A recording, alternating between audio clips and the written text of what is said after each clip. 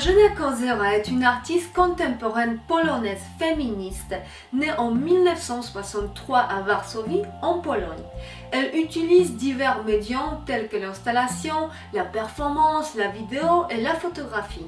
Ses œuvres suscitent de nombreuses controverses. L'artiste effectue ses études à l'Académie des Beaux-Arts de Varsovie où elle valide une thèse de doctorat en 2011. Katarzyna Kozera apparaît comme une artiste controversée.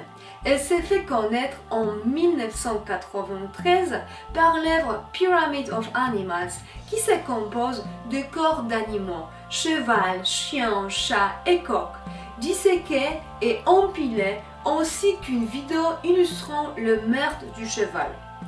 Tout en citant le thème du conte Le musicien des Brêmes des frères Grimm, la pièce évoque l'implication humaine dans la mise à mort des animaux et sa normalisation dans la chaîne alimentaire. C'est un travail sur la signification de la mort dans la culture contemporaine.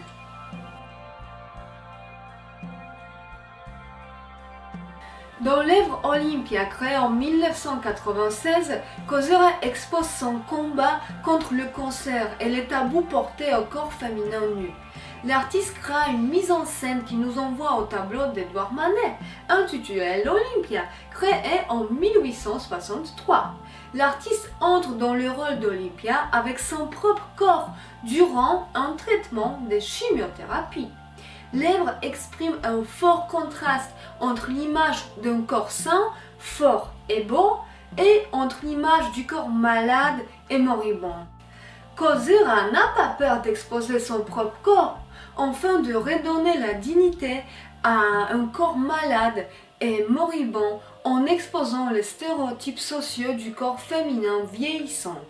Cette représentation de la maladie et de la mort, ainsi le fait que le corps féminin n'est pas seulement un sujet de beauté pour le regard masculin, provoqua un vrai scandale.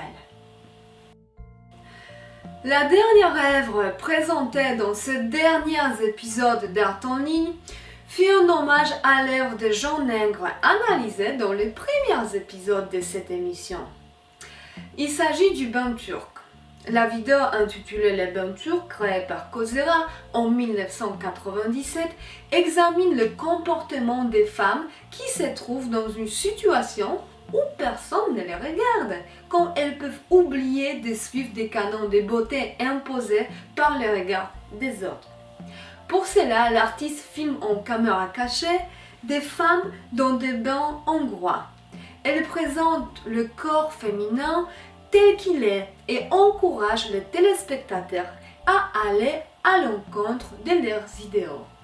Quelques années plus tard, en 1999, l'artiste créa le bain turc masculin, qui fut une continuation de ce dernier.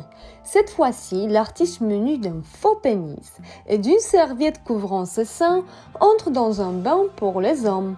La vidéo montre des hommes se concentrant sur leur apparence en se regardant et se comparant.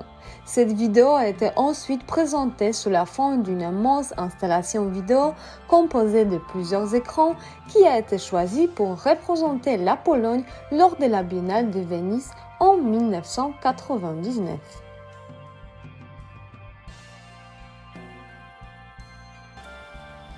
Les œuvres de Kozera soulèvent les questions les plus fondamentales de l'existence humaine, l'identité, la vie, la mort, la maladie, la religion et le sexe.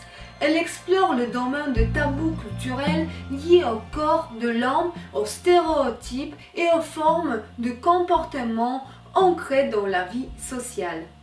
Kozera viole des sujets interdits, risquant de susciter la polémique. Pour conclure et terminer ce dernier épisode d'Art en ligne, je vais citer Ebbe Warburg, étudiée par les philosophes George D. Huberman. Selon Warburg, l'histoire de l'art se compose de la mémoire des œuvres précédentes, ce qu'il appelle des survivances du passé. Chaque œuvre contient en quelque sorte le fantôme de toutes les autres images qui ont existé avant elle. Il décrit donc l'histoire de l'art comme une histoire de fantômes pour grandes personnes. Belles expressions, non?